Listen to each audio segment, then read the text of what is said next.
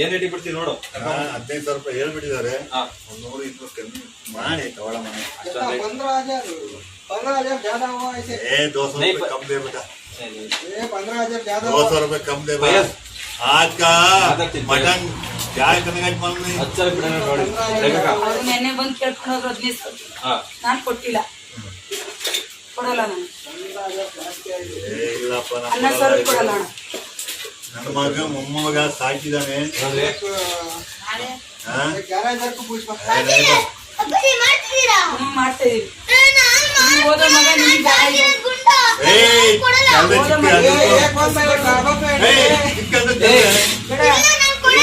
ಯಾರು स्कूल